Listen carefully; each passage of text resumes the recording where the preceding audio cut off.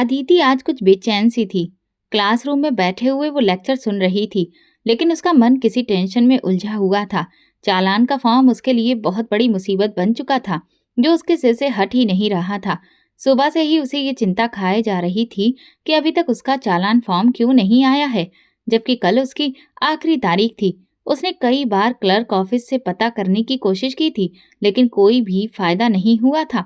Ajit sir white board पर कुछ लिख रहे थे, लेकिन अदिति उनकी तरफ खास ध्यान नहीं दे रही थी, बल्कि वो तो अपनी मुश्किल में ही उलझी थी।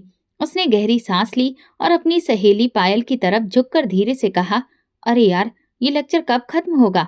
क्यों, क्या बात है?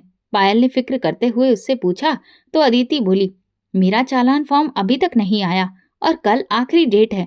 अगर आज फॉर्म जमा नहीं हुआ तो बहुत बड़ी मुसीबत हो जाएगी। मुझे आज क्लर्क ऑफिस जाना ही पड़ेगा। तुम मेरे साथ चलोगी? पायल ने सिर हिलाते हुए कहा, नहीं यार, अगला पीरियड बहुत जरूरी है और आज लाइब्रेरी से मुझे किताब भी इशू करवानी है। अदिति थोड़ा मायूस होकर बोली, ठीक है, फिर छुट्टी के बाद मिलते हैं। अगर मैं देर से आई तो प्लीज वैन में मेरी सीट रिजर्व कर लेना। पायल मुस्कुराते हुए जवाब दिया, हाँ हाँ, तुम चिंता मत करो, मैं तुम्हारी सीट पर कब्जा रखूंगी। लेक्चर खत्म होने के बाद अदिति ने तुरंत अपनी किताबें बैग में डाली और सर से इजाजत लेकर क्लासरूम में से बाहर निकल आई।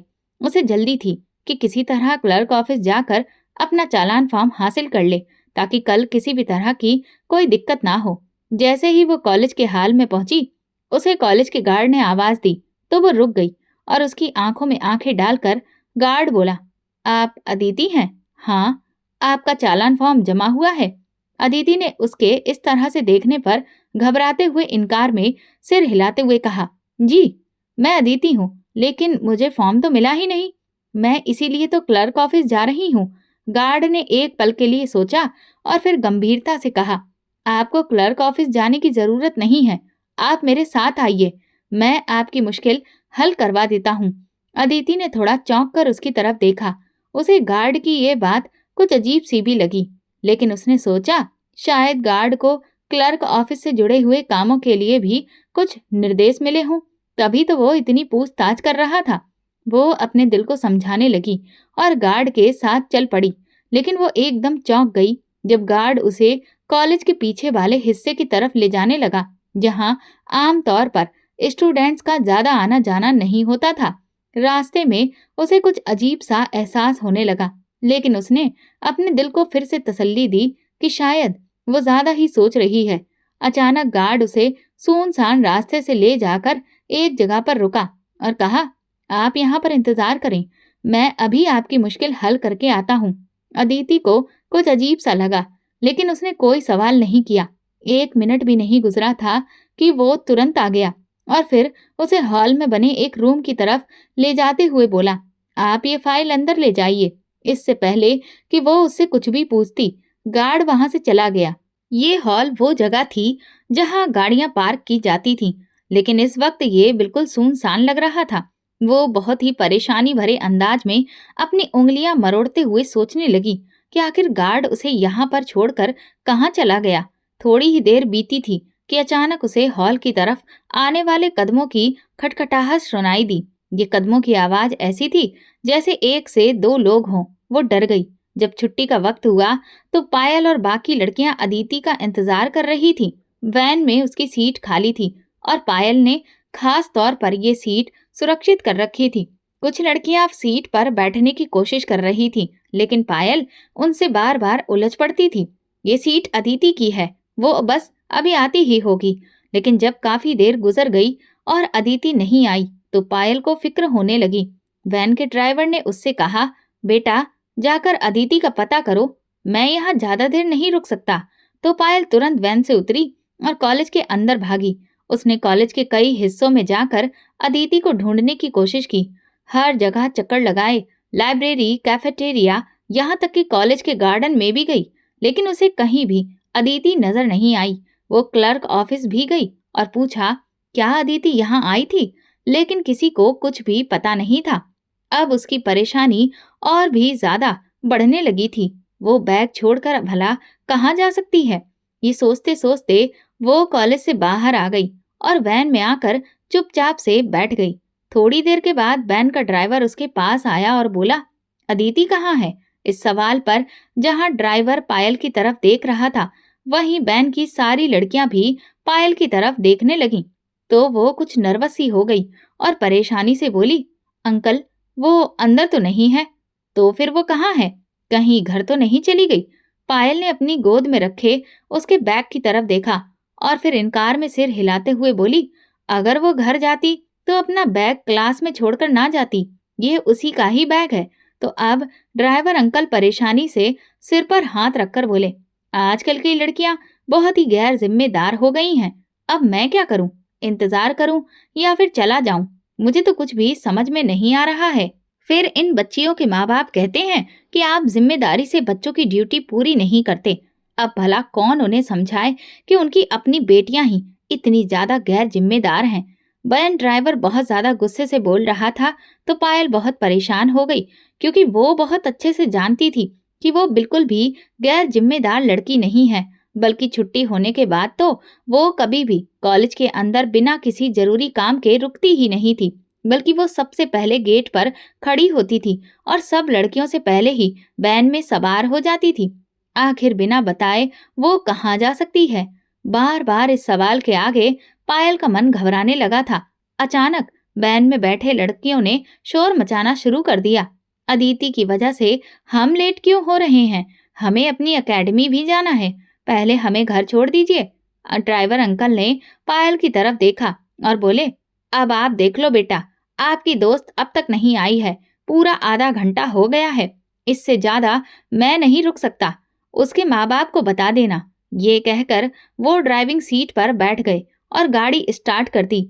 लड़कियां एक एक करके अपने अपने घरों के पास उतरी। पायल भी जब घर पहुंची तो बहुत परेशान थी।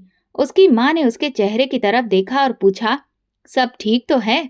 क्या बात है, इतनी परेशान क्यों लग रही हो? तो पायल ने कहा, माँ प्लीज मुझे अपना मोबाइल दीजिए। उसकी मम्मी ने भारी नजरों से उसकी तरफ देखते हुए कहा, बस आते ही हाथ में मोबाइल पकड़ लिया, और कोई काम तो होता नहीं है तुम्हारा? तो वो एकदम टूटे हुए स्वर में बोली, माँ भगवान के लिए कभी तो इन बातों से बाहर निकलिए। मैं पहले ही अदिति की वजह से बहुत परेशान हूँ। मुझे मोबाइल दीजिए, मुझे उसके पापा को फोन करना है। उसकी माँ ने हैरानी से पायल की तरफ देखा। क्या हुआ अदिति को? पायल परेशान होकर बोली, यही तो मुझे पता नहीं चल पा रहा माँ, उसके साथ क्या हुआ है। भगवान जाने, ये लड़की जाने कैसे दिल घबरा देने वाली बातें कर रही है। पायल एकदम से परेशान होकर सोफे पर बैठ गई। आखिर हुआ क्या है, कुछ बताओ। जी मेरा दिल तो बहुत डूब रहा है। मैं भी 3 बेटियों की माँ हूँ। भगवान करे बस कुछ बुरा ना हुआ हो। अगर मुझे पता होता तो मैं आपको बताती ना माँ। क्लास से अदिति अपने चालान फॉर्म का पता करने के लिए बाहर निकली थी और फिर वो लौट कर क्लास में वापस आई ही नहीं। मैं काफी देर तक क्लास में उसका इंतजार करती रही और फिर उसका बैग लेकर कॉलेज से बाहर आ गई।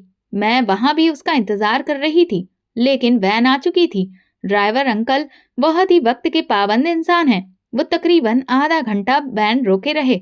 इतना कौन रुकता है? ये तो उनकी मेहरबानी थी कि वो रुके। अब मैं फोन करके उसके घर पता करना चाहती हूँ कि अदिति कहीं घर तो नहीं आ गई। ये तुम कैसी बातें कर रही हो पायल? पायल की माँ ने दिल पर हाथ रखकर उसके पास बैठते हुए कहा, लेकिन माँ मैं ये सोच रही हूँ कि वो अपना बैग कॉलेज में छोड़कर घर कैसे जा सकती है। उसका तो घर भी कॉलेज से काफी दूर है और वो तो इतनी डरपोक है कि अकेले घर जाने की तो कभी सोच भी नहीं सकती। उसकी माँ ने चिंतित नजरों से उसकी तरफ देखा और बोली, अरे तो उसके घर कॉल करके उसके मम्मी पापा से पूछो ना, क्या पता वे खुद ही कॉलेज आए हों और उसे साथ लेकर चले गए हों। पायल ने सिर हिलाते हुए कहा, अगर उसके घर से भी कोई आता तो वो अपना बैग छोड़कर क्यों जाती? दोनों माँ बेटी की नजरें अदिति के बैग की तरफ गईं और उनके चेहरे की परेशानी और बढ़ गई। अच्छा, तुम उसके घर कॉल तो करो, कुछ तो पता चले कि मामला क्या है। पायल ने फौरन मोबाइल उठाया। जैसे ही उसने फोन निकाला तभी स्क्रीन पर अदिति के घर का नंबर चमकने लगा। पायल ने घबराकर अपनी माँ की तरफ देखा और कांपते हाथों से कॉल रिसीव की। दूसरी तरफ अदिति के पापा थे। पायल, क्या अदिति घर आ गई है? पायल ने हकलाते हुए कहा, जी अंकल, मैं तो अभी अभी घर पहुंची हूँ। तो क्या अदिति तुम्हारे साथ है? पायल ने झट से कहा। नहीं अंकल, वो तो मेरे साथ नहीं है। फिर वो अब तक घर क्यों नहीं पहुंची? क्या वो तुम्हारे साथ वैन में नहीं आई? पायल ने हड़बड़ाते हुए कहा। नहीं अंकल, मैं तो खुद वैन में आई हूँ। बस अदिति वैन में नहीं थी। अगर तुम वैन में आई हो बेटा, तो फिर अदिति कहाँ रह गई? वो अब तक क्यों नहीं आई? पायल ने धीरे से कहा। अंकल, अदिति का कुछ पता नहीं है। उसका बैग तो मेरे पास है। अदिति के पापा घबराकर बोले। क्या मतलब बेटा? अदिति का बैग तुम्हारे पास कैसे है? वो खुद कहाँ है? पायल घबराते हुए बोली। अंकल, यही तो मुझे भी नहीं पता कि वो कहाँ है। वो क्लास के दौरान अपना चालान फॉर्म पता करने के लिए गई थी, फिर लौटकर क्लास में वापस आई ही नहीं। मैं काफी देर तक उसका इंतजार करती रही, बल्कि वैन ड्राइवर भी उसकी वजह से आधे घंटे तक कॉलेज के पास ही रुके रहे। ये सुनकर अदिति के पापा बहुत परेशान हो गए। क्या उसने कहीं जाने की बात की थी? पायल ने इनकार में सिर हिलाते हुए कहा। नहीं अंकल, ऐसी तो कोई बात नहीं थी। हम दोनों हमेशा साथ साथ आते जाते थे। अगर उसे कहीं जाना होता तो वो मुझे जरूर बताती। बस आज ही मैं उसके साथ नहीं गई, क्योंकि मुझे अपनी बुक इशू करवानी थी। तुमने अपने कॉलेज के गार्ड से नहीं पूछा कि उसने अदिति को बाहर निकलते हुए देखा था या नहीं? अंकल, इसका तो मुझे ख्याल ही नहीं आया। वैसे भी हमारे कॉलेज में बहुत सख्ती होती है। छुट्टी से पहले किसी भी लड़की को गेट से बाहर जाने की इजाजत नहीं होती। तो फिर वो कहाँ गई? क्या कॉलेज के अंदर उसे कोई भूत उठा ले गया? अब अदिति के पापा के लहजे में हल्का गुस्सा झलकने लगा था। क्या इस वक्त कॉलेज का स्टाफ वहां पर मौजूद होगा? वहां फोन किया जा सकता है? पायल ने धीरे से कहा। अंकल, मैं कुछ नहीं कह सकती। आप खुद फोन करके पता कर लीजिए। मेरे ख्याल से फोन करने से ये मामला हल नहीं होगा। मुझे खुद कॉलेज जाना पड़ेगा। क्या अदिति का बैग तुम्हारे पास है बेटा? जी अंकल, उसका बैग मेरे पास ही है। बेटा, उसका बैग चेक करो, खास तौर पर उसकी डायरी देखो। उसने कोई नोट वगैरह तो नहीं लिखा? ये सुनते ही पायल के दिल की धड़कनें तेज हो गई थीं। पायल ने सारी तसल्ली करने के बाद अदिति के पिता को बताया कि ऐसा कुछ भी नहीं लिखा हुआ है। तब तक उनके पिता ने कहा, ठीक है, मैं अभी कॉलेज जाता हूँ। वापसी पर आपके घर चक्कर लगा लूंगा। उन्होंने तुरंत फोन बंद कर दिया तो पायल रोने लगी। कॉलेज का रास्ता ज्यादा दूर नहीं था, लेकिन अदिति के माता पिता के लिए ये पल किसी परीक्षा से कम नहीं था। वे गाड़ी में बैठे एक दूसरे से बात तो कर रहे थे, लेकिन उनके मन में बार बार यही सवाल उठ रहा था कि अदिति कहाँ हो सकती है। क्या वो किसी सहेली के साथ चली गई या फिर कोई और बात है? गाड़ी की रफ्तार तेज थी, लेकिन उससे भी ज्यादा तेज हो चुकी थी उनकी बेचैनी। वे कॉलेज पहुंचे तो उनके दिल में एक भयंकर तूफान उठ रहा था। पहले तो उन्होंने खुद को तसल्ली दी कि शायद अदिति किसी जरूरी काम में उलझ गई होगी या अपनी किसी सहेली के साथ वक्त बिता रही होगी।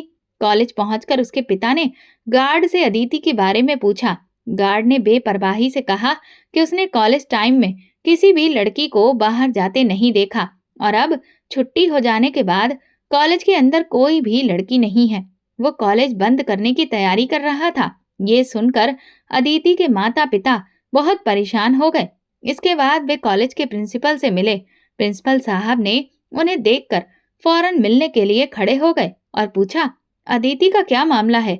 अदिति के माता पिता ने जल्दी से बताया कि वो अभी तक घर नहीं पहुंची और वे जानना चाहते हैं कि वो कॉलेज में मौजूद है या नहीं। प्रिंसिपल साहब ने तुरंत अपनी सेक्रेटरी को बुलाया और अदिति के बारे में पता करने को कहा। थोड़ी देर बाद सेक्रेटरी वापस आई और बताया कि अदिति ने सुबह कॉलेज आते समय साइन किए थे, लेकिन उसके बाद से कोई नहीं जानता कि वो कहाँ गई। ये सुनकर अदिति के पिता का दिल जोर से धड़कने लगा। वे इस मामले की जानकारी जुटाने के लिए एक एक करके कॉलेज के सभी कर्मचारियों से बात करने लगे। उन्होंने लेक्चरार से भी पूछा, लेकिन कोई भी अदिति के बारे में कुछ नहीं जानता था। अब उनकी बेचैनी घबराहट में बदल चुकी थी। अदिति की माँ, जो गाड़ी में बैठी थी, अब और ज्यादा इंतजार नहीं कर सकी। वो भी कॉलेज के अंदर आईं और अपने पति के पास जाकर खड़ी हो गईं। उनकी आंखों में आंसू थे और वो बार बार पूछ रही थी, क्या हुआ? क्या अदिति मिल गई? लेकिन उनके पति खामोश थे। उनके पास कहने के लिए कुछ भी नहीं था। जब प्रिंसिपल और बाकी कर्मचारी भी कोई मदद नहीं कर सके, तो अदिति के माता पिता ने फैसला किया कि अब उन्हें पुलिस के पास जाना चाहिए। लेकिन अदिति के पापा ने पहले एक और कोशिश करने का इरादा किया। उन्होंने सोचा, पहले मुझे अदिति के करीबी दोस्तों से पूछना चाहिए, शायद वो उनके साथ कहीं चली गई हो। ये सोचकर उन्होंने पायल के अलावा भी उसकी क्लास के कुछ और दोस्तों से बात की, लेकिन केवल एक लड़की के अलावा बाकी किसी ने कोई खास जानकारी नहीं दी। उस लड़की ने बताया कि उसने आखिरी बार अदिति को कॉलेज के गार्ड के साथ देखा था, जब वो किसी काम से क्लर्क ऑफिस जा रही थी, लेकिन उसके बाद वो कहाँ गई उसे कुछ पता नहीं। अब वक्त तेजी से गुजर रहा था और रात होने को थी। अदिति का कोई सुराग नहीं मिल रहा था। माता पिता की हालत अब बहुत बुरी हो गई थी। उन्हें समझ में नहीं आ रहा था कि वे क्या करें और कहाँ जाएं। उन्होंने तुरंत पुलिस को सूचना दी। पुलिस ने तुरंत कार्रवाई करते हुए कॉलेज में तहकीकात शुरू कर दी। कॉलेज के कर्मचारियों और गार्ड से पूछताछ की गई, लेकिन किसी के पास कोई ठोस जानकारी नहीं थी। इसलिए लड़की की निशानदेही पर पुलिस ने गार्ड को हिरासत में ले लिया। उसने बताया, मैंने अदिति को सिर्फ इतना ही कहा था कि उसकी प्रॉब्लम सॉल्व हो जाएगी, लेकिन उसके बाद वो कहाँ गई मुझे कुछ नहीं पता। पुलिस ने कॉलेज के सीसीटीवी कैमरे चेक किए ताकि अदिति के आखिरी मूवमेंट का पता लगाया जा सके, लेकिन वहां से भी कोई खास जानकारी नहीं मिली। अब ये मामला पुलिस के लिए भी एक बड़ी मुश्किल बन गया था, क्योंकि उनके पास कोई भी ठोस सुराग नहीं था कि अदिति कहाँ जा सकती है। दूसरी ओर अदिति के माता पिता की हालत और भी खराब हो गई थी। वे हर पल बेचैनी में डूबे भगवान से प्रार्थना कर रहे थे कि उनकी बेटी सही सलामत मिल जाए। पुलिस की तहकीकात जारी थी, लेकिन कोई ठोस सबूत नहीं मिल पा रहा था। आधा दिन और पूरी रात गुजर गई, लेकिन अदिति का कोई पता नहीं चल सका। माता पिता की उम्मीदें धीरे धीरे टूटने लगी थीं। वे हर पल भगवान से रो रो कर प्रार्थना कर रहे थे। पुलिस ने कॉलेज के आसपास के इलाके को सील कर दिया, लेकिन फिर भी कोई कामयाबी नहीं मिली। अदिति की याद में उसके माता पिता पूरी रात जागते रहे। उनकी आंखों में ही रात कट गई। वे उसके कमरे में बैठे बुरी तरह से रो रहे थे। उनके दिल में बस यही उम्मीद थी कि हमारी बेटी सुरक्षित हो, वो जिंदा हो और हमें जल्द ही कोई अच्छी खबर मिलेगी। सुबह होते ही जब अचानक उनका मोबाइल बजा, तो अदिति के पिता ने लपक कर फोन उठाया। कॉलेज की तरफ से जानकारी मिली कि अदिति अस्पताल में है और उन्हें फौरन वहां पहुंचना चाहिए। ये खबर सुनकर उनके पिता के मुंह से निकला, हे भगवान, ये क्या? अदिति की माँ एकदम से परेशान होकर अपने पति की तरफ देखने लगी। क्या कह रहे हैं कॉलेज वाले? काफी देर तक अदिति के पापा बोल ही नहीं पाए, तो अदिति की माँ ने उन्हें कंधे से झंझोड़ते हुए कहा, मैं पूछ रही हूँ, क्या कहा कॉलेज वालों ने? आप बताते क्यों नहीं? मेरी बेटी जिंदा तो है ना? उन्होंने खाली खाली नजरों से अपनी पत्नी की तरफ देखा और कहा, वे कह रहे हैं कि अदिति अस्पताल में है। अदिति की माँ ने तुरंत अपने पति की तरफ देखा। उनकी आंखों में डर था। अस्पताल? अदिति? वो वहां कैसे पहुंची? उन्होंने कांपती आवाज में पूछा। उनके पति, जो खुद अंदर से टूट चुके थे, बिना जवाब दिए खड़े रहे। तो अदिति की माँ ने तुरंत गाड़ी की चाबी उठाई और अपने पति का हाथ पकड़कर कहा, चलो अब अस्पताल चलते हैं। उनके पति खाली नजरों से अपनी पत्नी की तरफ देखने लगे। अदिति की माँ चौंक कर बोली, आखिर आप किस बात का इंतजार कर रहे हैं? आप चलते क्यों नहीं? गाड़ी निकालिए, हमें तुरंत अस्पताल पहुंचना चाहिए। भगवान का शुक्र है कि मेरी बेटी की कोई खबर तो आई। बस भगवान उसे जिंदा रखे।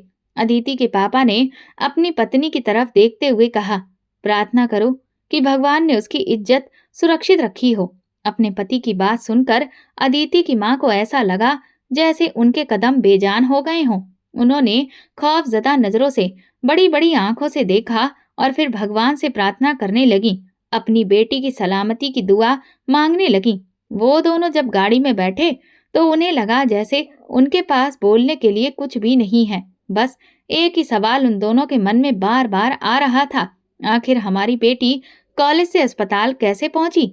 बार बार अदिति की मासूम शक्ल उनकी निगाहों में घूमने लगती और मन में हजारों सवाल नाक की तरह फन फैलाने लगते। उन्हें डर लगने लगा।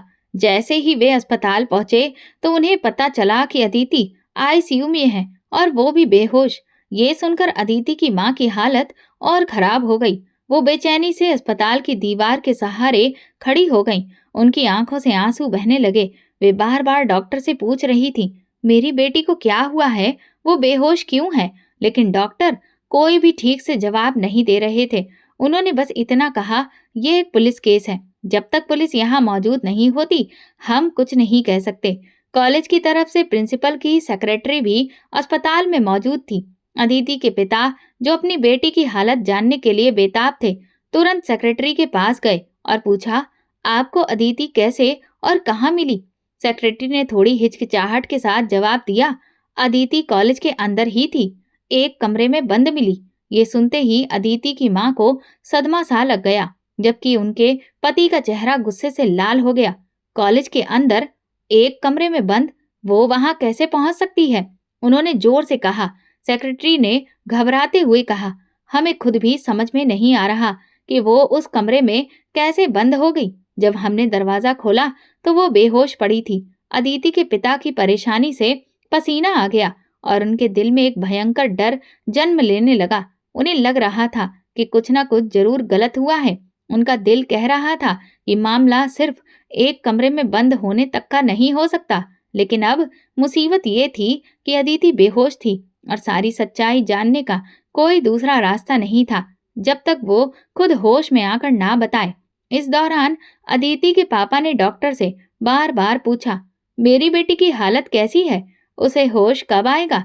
डॉक्टर ने तसल्ली देते हुए कहा, उसकी हालत बेहतर हो रही है, लेकिन पुलिस की गैर मौजूदगी में हम कुछ नहीं बता सकते। ये सुनकर उनका सब्र टूटने लगा। उन्होंने गुस्से में कहा, मेरी बेटी न जाने किस हाल में है, आप उसका इलाज तो शुरू करें। डॉक्टर ने उन्हें समझाने की कोशिश की। बुनियादी इलाज दे दिया गया है, बाकी पुलिस की मौजूदगी में आगे की जांच होगी, क्योंकि ये एक गंभीर केस है। इसी दौरान पुलिस अस्पताल पहुंच गई। पुलिस अफसर तुरंत अदिति से बयान लेना चाहते थे ताकि मालूम हो सके कि असल में हुआ क्या था, लेकिन डॉक्टर ने उन्हें अंदर जाने से रोक दिया और कहा, अभी अदिति बेहोश है, उसके होश में आने का इंतजार करना होगा। तब तक आप माँ बाप से जरूरी कानूनी दस्तखत करवा लीजिए। इसके बाद डॉक्टर दोबारा आईसीयू में चले गए। कुछ देर बाद डॉक्टर जब वापस आए तो उनके चेहरों पर भयंकर मायूसी थी। उनका चेहरा देखकर अदिति की माँ की आंखें आंसुओं से भर गईं और उनका दिल जोर से कांपने लगा। डॉक्टर ने धीरे से उनके करीब आकर कहा, हमें अफसोस है, आपकी बेटी के साथ गलत हुआ है। ये सुनते ही अदिति के माँ बाप के लिए जैसे जमीन आसमान एक हो गया। उनके सिर पर जैसे कयामत टूट पड़ी। अदिति की माँ का दिल बैठ गया। वो जमीन पर गिर पड़ी और बेजार होकर रोने लगी। उनके आंसू थमने का नाम नहीं ले रहे थे। अदिति के पापा, जो खुद भी टूट चुके थे, उन्होंने अपनी पत्नी को संभालने की कोशिश की, लेकिन वो खुद भी अंदर से बिखर चुके थे। उनकी आंखों में गुस्सा, दुख और बेबसी के जज्बात एक साथ उमड़ रहे थे। पुलिस ने तुरंत तेजी से कार्रवाई शुरू कर दी। कॉलेज के सभी स्टाफ से दोबारा पूछताछ की गई। कॉलेज के गार्ड्स और बाकी कर्मचारियों से भी सवाल किए गए, लेकिन कोई ठोस जवाब नहीं मिला। ये बात तो साबित हो गई थी कि अदिति कॉलेज के अंदर ही हादसे का शिकार हुई थी। पुलिस ने कॉलेज की सीसीटीवी फुटेज भी दोबारा चेक की, लेकिन कुछ खास नहीं मिला, क्योंकि जिस कमरे से अदिति मिली थी उसके बाहर लगे कैमरे भी ठीक से काम नहीं कर रहे थे। पुलिस को इस बात पर पूरा यकीन था कि या तो कैमरे खुद खराब किए गए हैं या फिर वे पहले से ही खराब थे। हालांकि कॉलेज में लगे हुए बाकी के कैमरे बिल्कुल सही से काम कर रहे थे, तो फिर ये हादसा जब हुआ तो जिस कमरे में ये हुआ था उसके बाहर लगे हुए कैमरे ने ही काम करना क्यों छोड़ दिया? ये बहुत बड़ा सवाल था, लेकिन पुलिस के हाथ कोई भी ठोस सबूत नहीं आ रहा था। अब वे अदिति के होश में आने का इंतजार करने लगे, क्योंकि इस मामले में उन्हें कोई और विकल्प नजर नहीं आ रहा था। कई घंटे बाद अदिति को होश आ गया, लेकिन वो हद से ज्यादा सदमे की हालत में थी। डॉक्टर ने जैसे ही इस बात की जानकारी दी, उसके माता पिता तुरंत उसके कमरे में पहुंच गए, लेकिन उसकी हालत देखकर वे कुछ भी पूछने की हिम्मत नहीं कर पा रहे थे और बस स्तब्ध खड़े थे। अदिति ने अपनी माँ की आवाज सुनकर बहुत ही मुश्किल से आंखें खोली। उसे अपना सिर भारी महसूस हो रहा था, लेकिन जैसे ही उसकी नजर अपने माता पिता पर पड़ी, जो बिस्तर के करीब खड़े थे, वो एकदम से सिहर गई। उसके गले से घुटी हुई सी आवाज निकली और वो जोर जोर से रोने लगी। अदिति बेटी, क्या हुआ?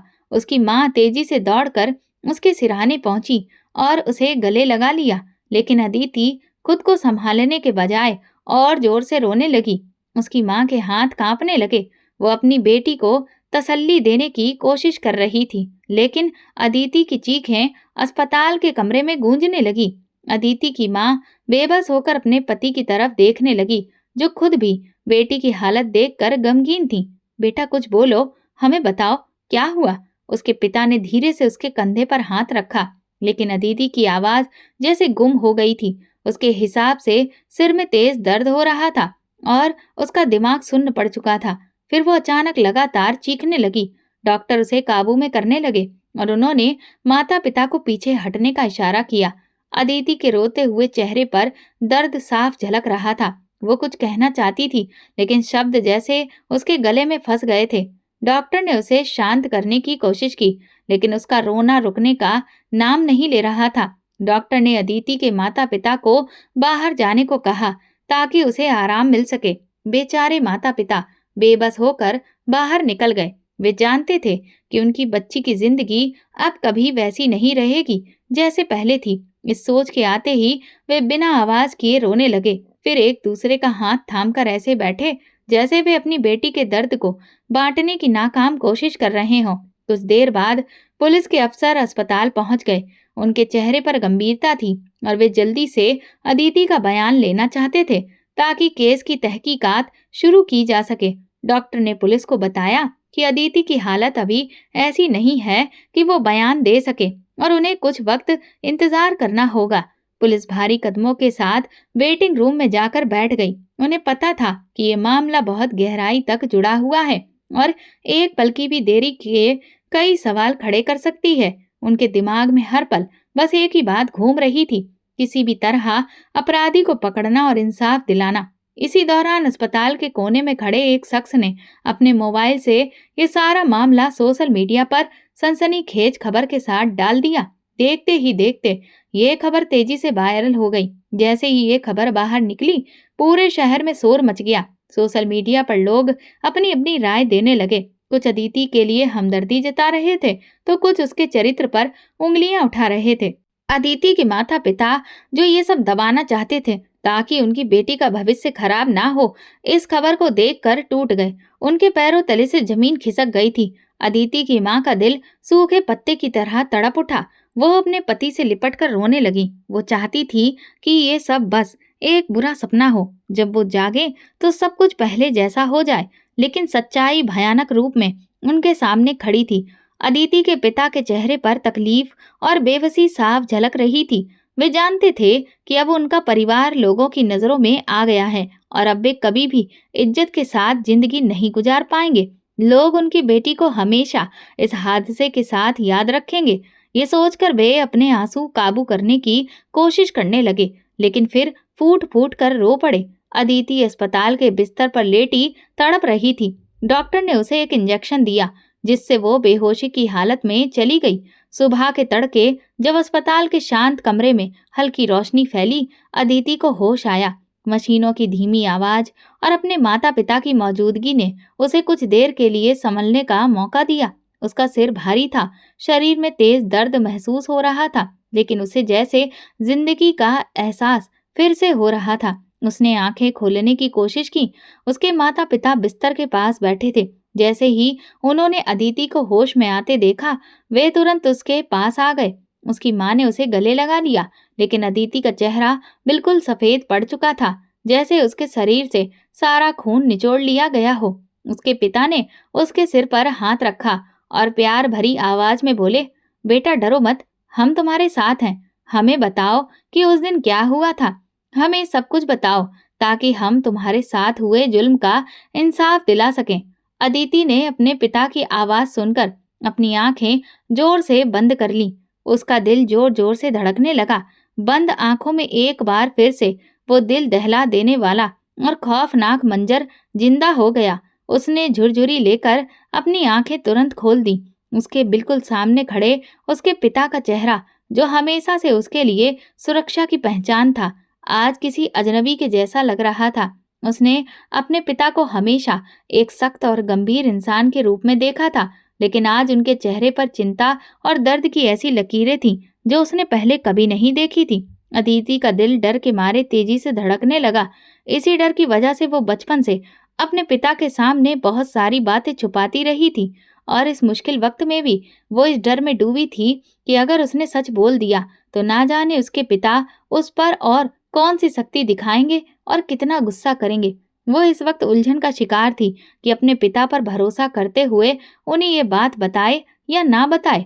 अचानक उसकी नजर अपनी माँ के चेहरे पर टिक गई, जो कमजोर जरूर थी लेकिन हमेशा उसकी ढाल बनी रही थी। उसकी माँ की आंखों में आंसू थे, लेकिन आंसुओं के पीछे खामोश तसल्ली थी जिसे सिर्फ वो महसूस कर सकती थी। उन्होंने अपनी बेटी की आंखों में आंखें डालकर उसे समझाया कि जो कुछ भी तुम्हारे दिल में है वो कह दो। अभी तुम्हारे पिता ही हैं जो तुम्हारी मदद कर सकते हैं और तुम्हें सच बोलना होगा। अदिति ने एक लंबी सांस ली और घबराई आवाज में कहना शुरू किया, मम्मी पापा, ये सब कुछ एक दिन में नहीं हुआ। ये सब कई महीनों से चल रहा था, लेकिन मैंने आपको कभी नहीं बताया क्योंकि मैं जानती थी कि अगर मैंने कुछ भी कहा तो आप मुझे कॉलेज जाने से रोक देंगे। अदिति ने रोते हुए कहा। उसकी आवाज कांप रही थी। उसकी माँ ने उसके कांपते हाथों को अपने हाथों में लिया, जबकि उसके पिता खामोशी से सिर झुकाए सुनने लगे। वो थोड़ी देर रुकी, फिर गहरी सांस लेते हुए दोबारा बोली, हमारे कॉलेज का एक लड़का जो बहुत ही ऊंचे दर्जे के परिवार से ताल्लुक रखता है, कॉलेज में खुलेआम दंगा फसाद करना, लड़कियों के साथ छेड़खानी करना और हर रोज सबके साथ बदतमीजी करना, ये सब उसका रोजाना का काम था। कुछ समय से वो मुझे भी तंग कर रहा था। उसने कई बार मेरा रास्ता रोका, मुझे छेड़ा। मैंने कई बार ये बात कॉलेज के कर्मचारियों को भी बताई, लेकिन जाहिर है इतने अमीर बाप के बेटे को लगाम डालना उनके बस की बात नहीं थी। इसलिए मुझे चुप रहने को कहा गया। जब उसने देखा कि मैं किसी भी तरह से उसके झांसे में नहीं आ रही, तो उसने मुझे दोस्ती की पेशकश की, जो मैंने ठुकरा दी। मैंने उसे कहा कि मैं यहाँ पर पढ़ने के लिए आती हूँ, दोस्ती करने के लिए नहीं। मेरे दो टूक जवाब के बावजूद वो पीछे नहीं हटा और मुझे पहले से भी ज्यादा परेशान करने लगा। मैं हर रोज हर पल डर में डूबी रहती थी। अदिति ने कहा। उसके पिता के चेहरे पर सख्ती आ गई, उनके माथे पर शिकने गहरी हो गईं और उनकी मुट्ठियां भिज गईं, लेकिन वो चुपचाप सुन रहे थे। अदिति ने बात जारी रखी, मैंने कई बार सोचा कि मैं आप सबको बता दूं, लेकिन मुझे हमेशा डर था कि आप तो उल्टा मुझे कॉलेज जाने से रोक देंगे।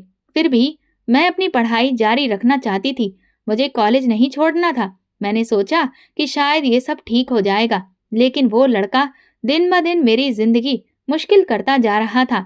बात करते हुए अदिति की आंखों में आंसू तैरने लगे। उसने एक पल के लिए खामोशी ओढ़ ली, लेकिन उसकी माँ ने उसके हाथ पर हाथ रखकर उसे हौसला दिया तो अदिति ने दोबारा बोलना शुरू किया। फिर एक दिन जब मैं क्लास में जा रही थी, उसने मेरा रास्ता रोका और मुझे अपने साथ कैंटीन चलने को कहा, तो मैंने सख्ती से इनकार कर दिया। लेकिन जब छुट्टी हुई और मैं अपने बस स्टॉप के पास खड़ी थी, तो उसने मुझे अपनी गाड़ी में बैठने को कहा। उसकी बात सुनकर मुझे बहुत गुस्सा आया। मैं वहां से हटकर आगे जाकर खड़ी हो गई, तो वो अपनी गाड़ी से उतरा और उसने मेरा बाजू पकड़कर जबरदस्ती गाड़ी में बैठाने की कोशिश की। मैंने उसे थप्पड़ मार दिया।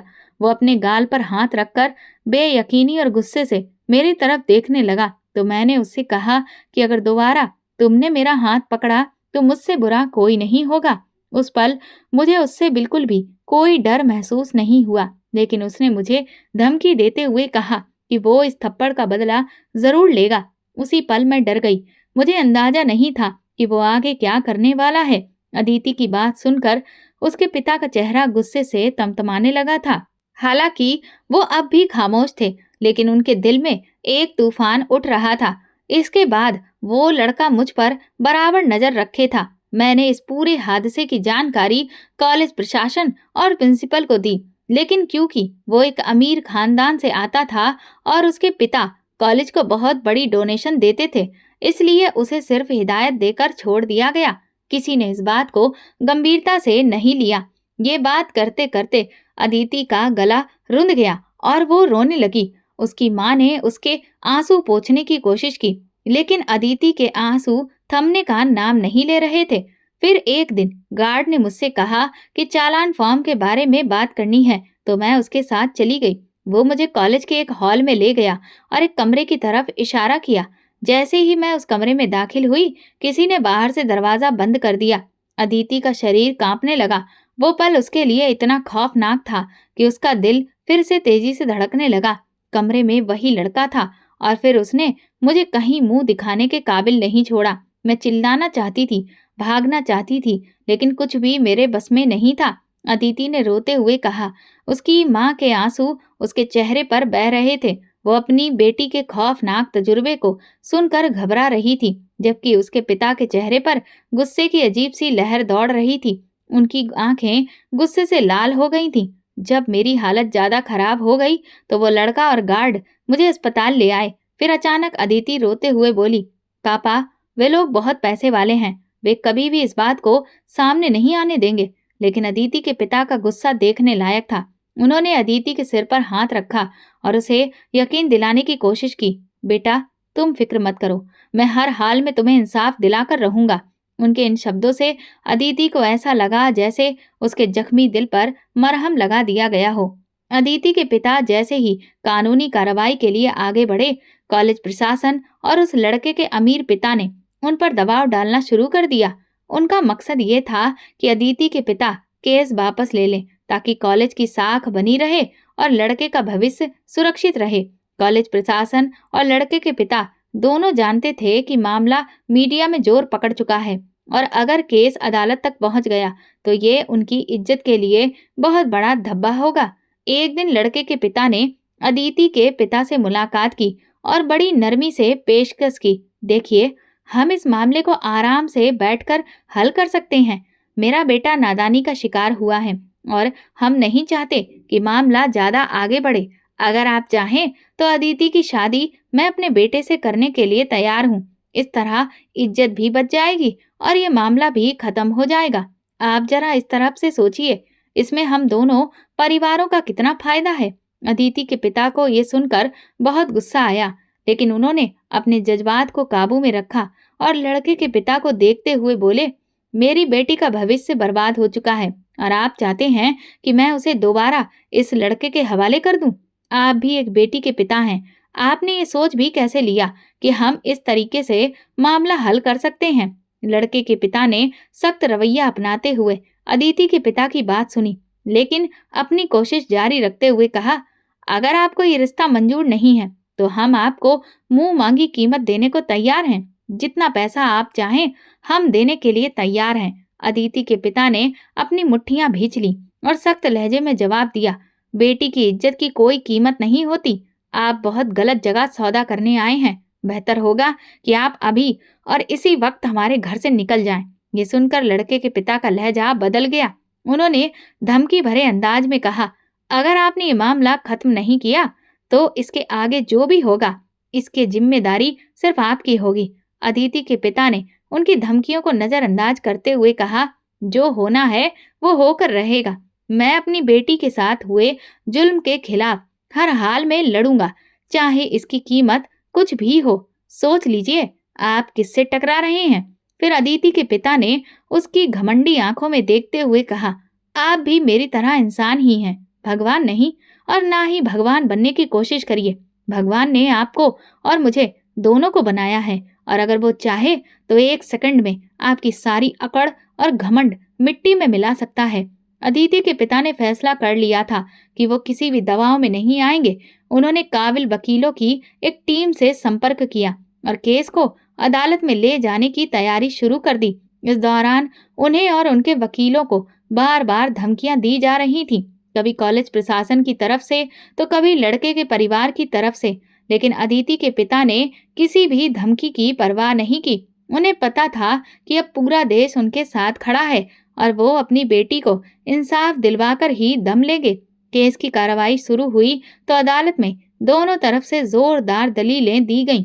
अदिति के वकीलों ने मजबूती से अदालत के सामने ये साबित किया कि किस तरह अदिति को कॉलेज के अंदर निशाना बनाया गया और प्रशासन ने इस मामले को नजरअंदाज किया। दूसरी तरफ लड़के के वकीलों ने कोशिश की कि मामला दबा दिया जाए और ये साबित करने का प्रयास किया कि ये सब एक गलतफहमी थी।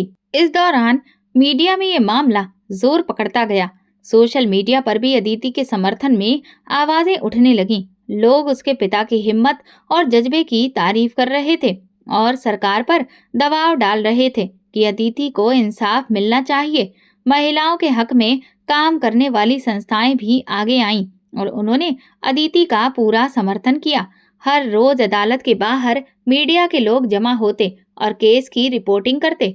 अदिति के पिता ने भी मीडिया के सामने अपनी बेटी के लिए इंसाफ की अपील की और कहा, हमारी बेटियों को इस तरह के अपराधों से सुरक्षित रखने के लिए जरूरी है कि हम उनका समर्थन करें और उनके साथ खड़े हों। ये केस पूरे 1 साल तक चला। हर कदम पर अदिति के पिता को धमकियां मिलती रहीं, लेकिन वो अपनी बेटी के लिए इंसाफ की लड़ाई में कभी पीछे नहीं हटे। आखिरकार अदालत ने लड़के को दोषी करार दिया और उसे जेल की सजा सुनाई। फैसले के बाद अदिति के पिता के चेहरे पर सुकून की लहर दौड़ गई जब उन्होंने सुना कि उनकी बेटी का मुजरिम अब सलाखों के पीछे है। लड़के के माता पिता की इज्जत भी उसके इस घिनौने कृत्य की वजह से मिट्टी में मिल चुकी थी। वे अपने बेटे की हरकतों के कारण बदनाम हो चुके थे और लोग उनकी आलोचना कर रहे थे। मुकदमे में जीत के बाद मीडिया ने अदिति के पिता का इंटरव्यू लिया। उन्होंने भावुक होकर कहा, ये सिर्फ मेरी बेटी का मामला नहीं था, ये हर उस लड़की का केस था जो इस तरह के जुल्म का शिकार होती है और अपनी आवाज नहीं उठा पाती। हमें अपनी बेटियों पर भरोसा करना चाहिए, उन्हें समझना चाहिए और उनकी सुरक्षा करनी चाहिए। कई बार माता पिता इतने सख्त होते हैं कि बेटियां डर के मारे उनसे अपनी तकलीफें बयान ही नहीं कर पाती। यही वजह है कि वे खामोश हो जाती हैं और उनकी जिंदगियां बर्बाद हो जाती हैं। उन्होंने आगे कहा, आज मैं हर पिता से कहता हूँ कि अपनी बेटियों को इतना समर्थन दें कि वे डर के बजाय खुद आपके पास आएं और अपनी तकलीफ आपको बताएं। अगर मैंने अपनी बेटी की बात नहीं सुनी होती तो शायद आज ये केस यहाँ तक नहीं पहुँचता। अदिति के पिता की मेहनत ने न सिर्फ अपनी बेटी को इंसाफ दिलाया बल्कि पूरे देश में एक मिसाल कायम की। इस केस के पूरे देश में एक जागरूकता की लहर दौड़ गई कि ऐसे मामलों को छुपाने की बजाय उन्हें सामने लाना और दोषियों को सजा दिलाना कितना जरूरी है। अदिति अब अपने जीवन के उस कठिन दौर से निकलकर एक नई शुरुआत की ओर बढ़ रही थी। उसके पिता ने अपने कर्मों से साबित कर दिया कि जो लोग इंसाफ के लिए लड़ते हैं वे हमेशा कामयाब होते हैं। ये कहानी सिर्फ एक लड़की की नहीं बल्कि हर उस लड़की की है जो मुश्किल वक्त में अपने माता पिता के समर्थन और प्यार की हकदार होती है। दोस्तों, अगर आपको हमारी ये कहानी पसंद आई हो तो प्लीज़ कमेंट करके ज़रूर बताइएगा। इस वीडियो को लाइक करिए और ज़्यादा से ज़्यादा शेयर करिए। अगर आप चैनल पर नए हैं तो सब्सक्राइब ज़रूर करें और नोटिफिकेशन बेल को दबाएं ताकि अगली अपडेट सबसे पहले आपको मिले। धन्यवाद।